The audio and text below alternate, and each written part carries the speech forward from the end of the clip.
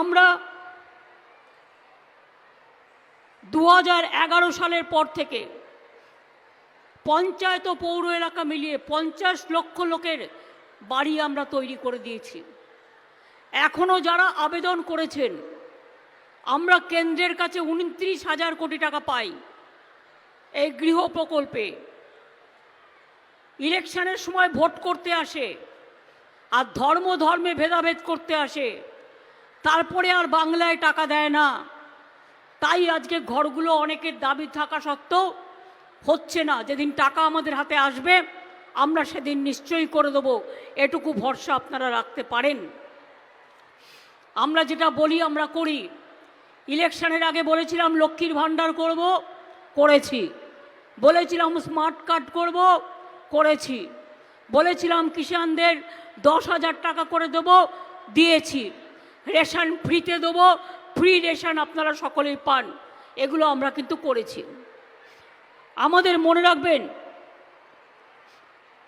কেন্দ্র থেকে মোট 76টি টিম এসছে এই 2 বছরে, তাও টাকা দিচ্ছেন না। আমি রিসেন্টও মিটিং করে এসেছি বাংলার জন্য প্রধানমন্ত্রীর কাছে। তিনি আমাকে বললেন আমাদের অফিসাররা তাদের অফিসারদের সাথে মিশিয়ে বসে একটা শর্ট আউট করবে। এ টাকা কাদের টাকা? এটা কেন্দ্রের টাকা নয়। এটা কেন্দ্র কিছু টাকা দেয়, এখান থেকে যেটা তুলে নিয়ে যায় তার শেয়ার দেয়, আর রাজ্যের টাকা বাদ বাকি। আমাদের রাজ্যের সব টাকা এখন দিল্লি তুলে নিয়ে যায়। তো আমাদের টাকা তুলে নিয়ে যাচ্ছ আর আমাদের টাকা তোমরা মানুষকে দেবে না কেন?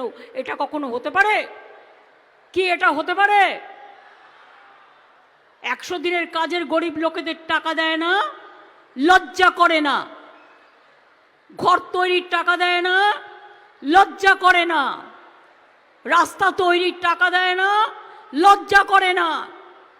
বলে সব গেরুয়া রং করতে হবে। আরে গেরুয়া তো সাধুরা পড়ে, আমরা তাদের সম্মান জানাই। কিন্তু কেন বিজেপির কালারে সব কালার হবে কেন? 1 টাকার প্রজেক্টে দিলেও বলছে বিজেপির পার্টির লোগো লাগাতে হবে।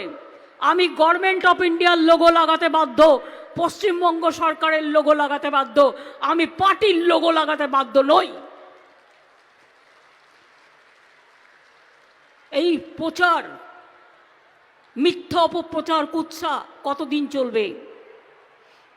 তা সত্ত্বেও মনে রাখবেন, বাংলায় 66,000-এর বেশি প্রকল্প পাড়ায় সমাধানে নেওয়া হয়েছে। বাংলা সহায়তা কেন্দ্র চালু করা হয়েছে। জয়নগর ও আশেপাশে এলাকায় 50টি হেলথ সাব সেন্টার, আরও 4টির কাজ চলছে। পানীয় জলের জন্য এখানে পিএইচই 35টা ওয়াটার সাপ্লাই প্রজেক্ট করছে, যার জন্য খরচ করা হয়েছে 277 কোটি 26 লক্ষ টাকা। বারুইপুর মহকুমা জুড়ে 184টি বড় বড় জল প্রকল্প আমরা করেছি, যার মূল্য প্রায় 4,023 কোটি টাকা। মনে রাখবেন, এখানে কর্মতীর্থরও অনেক স্টল আছে। এই জেলায় কন্যাশ্রী পেয়েছে 45,000 ছাত্রী, সবুজ সাথী পেয়েছে 39,000 বেশি ছাত্রছাত্রী, শিক্ষাশ্রী মানে schedule caste schedule tribe pension scholarship পেয়েছে 65,000 ছাত্রছাত্রী, লক্ষ্মীর ভাণ্ডার পেয়েছেন 67,000 মহিলা, রূপশ্রী যাদের বিয়েতে পয়সা লাগে এরা 25,000 টাকা করে দেয়া হয়, তারা পেয়েছে 5,000 জন, কৃষক বন্ধু পেয়েছে 24,000-এরও বেশি, বিধবা ভাতা, বার্ধক্য ভাতা, মানবিক ভাতা 10,000-এরও বেশি লোক পাচ্ছেন। অনেক গরিব পরিবারকে নানা রকমভাবে আমরা সাহায্য করি। মডেল স্কুল তৈরি হয়েছে জয়নগর, ক্যানিং, বাসন্তী, কুলতলির বিভিন্ন জায়গায়। এছাড়াও এখানে অনেক কাজ হয়েছে। আপনারা জানেন, হাতানিয়া দোয়ানিয়া নদীর ওপর 226 কোটি টাকা ব্যয়ে ব্রিজ তৈরি করা হয়েছে। পাথর প্রতিমায় তৈরি হয়েছে সপ্তমুখী সেতু।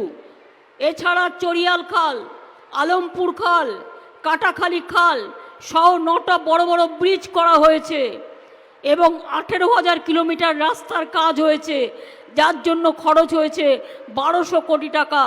এছাড়াও অজস্র গ্রামীণ রাস্তা 800 কিলোমিটারের বেশি, সেটা আলাদা খরচ হয়েছে। অনেকে বলছে হাম ঘর ঘর মে জল দেতা হ্যায়, নেই দেতা হ্যায়, ঘর ঘর মে পানি কোন পৌঁছতা হ্যায়। আমাদের মামাটি মানুষের সরকার, মনে রাখবেন, পশ্চিমবঙ্গ সরকার 76% খরচা আমরা করি। 2024-এর ডিসেম্বরের মধ্যে আমরা টার্গেট করেছি সব বাড়িতে বাড়িতে পানীয় জল পৌঁছানোর জন্য। জলস্বপ্ন প্রকল্প তার নাম। এই প্রকল্পে এই জেলায় 19 লক্ষ লোকের বাড়িতে জল পৌঁছে দেওয়া হবে। এর মধ্যে 5,54,000 বাড়িতে ইতিমধ্যেই জল পৌঁছে দেওয়া হয়েছে। ফলতা মথুরাপুর অঞ্চলে জল সরবরাহের জন্য হাতে নেওয়া হয়েছে 1333 কোটি টাকার মেগা প্রকল্প। বজবজ বিষ্ণুপুরে যে প্রকল্পটি আছে আরও বড় করা হচ্ছে, 554 কোটি টাকা খরচ হচ্ছে। পঞ্চায়েত এলাকায় 1,74,00,000 বাড়িতে জল পৌঁছে দেওয়ার জন্য 57,000 কোটি টাকার প্রকল্প হাতে নেওয়া হয়েছে। এর মধ্যে 17,000 কোটি টাকা খরচ করে 72 লক্ষ বাড়িতে ট্যাপ ওয়াটার পৌঁছে দেওয়া হয়েছে। বাকিরাও এবছরের ডিসেম্বরের মধ্যে সম্ভবত পেয়ে যাবেন।